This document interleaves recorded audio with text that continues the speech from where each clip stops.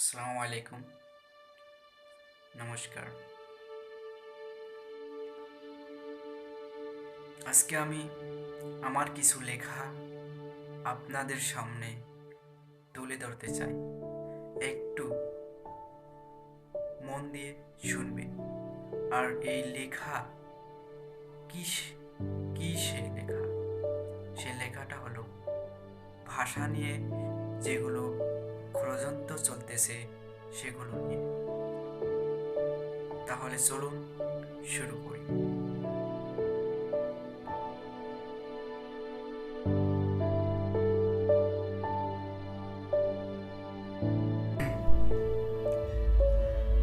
আমার মনে হয় আমি নিজে ভালো, হয়তো না। আবার মনে হয় আমি নিজে খারাপ, হয়তো না। হয়তো কোনো জনে ভাবে আমি খারাপ, আবার কোনো জনে ভাবে আমি ভালো।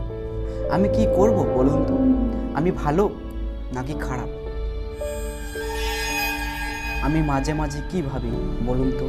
আমি ভাবি এই পৃথিবীর বুকে আমি সামান্য একটি বালির দানা।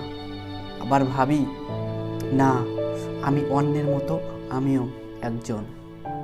হে বন্ধুরা, হয়তো কোনো জনে আমাকে অনেক মনে করবে, হয়তো অনেকে মনেই করবে না।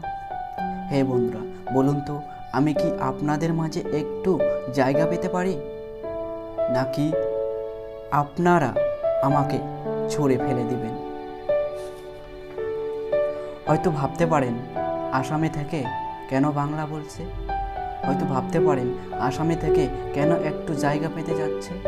কেন চাবো না বলুন তো? কারণ আমার এই ভারত একটি স্বাধীন দেশ, আর এই স্বাধীন দেশটাকে আমরা অস্বাধীনের সৃষ্টি করছি। এই স্বাধীন দেশটাকে স্বাধীন রাখুন। কেন এত জাতি নিয়ে টানাটানি করছেন?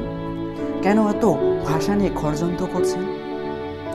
একটি কথা ভাবুন, আমরা সকলেই এক, যাকে আমরা মানুষ বলেছি। একটি কথা না বললেই নয়, আমাদের কিন্তু জাতিভেদের ভেদাভেদ নেই। কিন্তু কেন করছে ভেদাভেদ? বন্ধ করুন ভেদাভেদ, চালিয়ে যান যার যেই ধর্ম সে সেই ধর্ম।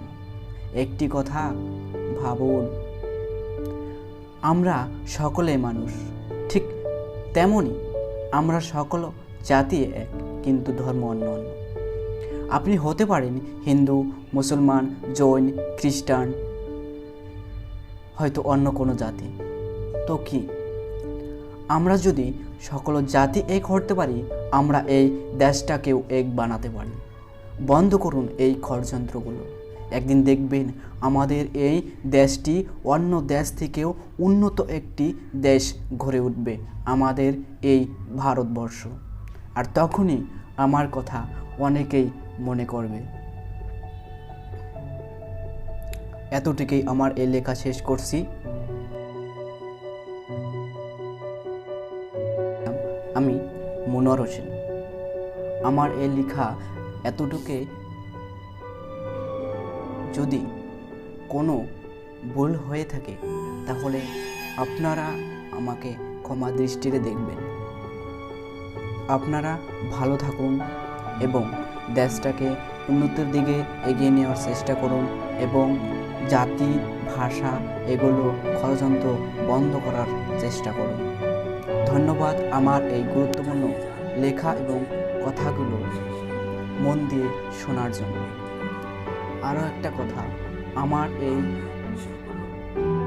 লেখা যদি ভালো লাগে থাকে তাহলে কমেন্ট বক্সে কমেন্ট করে জানাবেন, এবং লাইক, শেয়ার, সাবস্ক্রাইব করতে একদমই ভুলবেন না।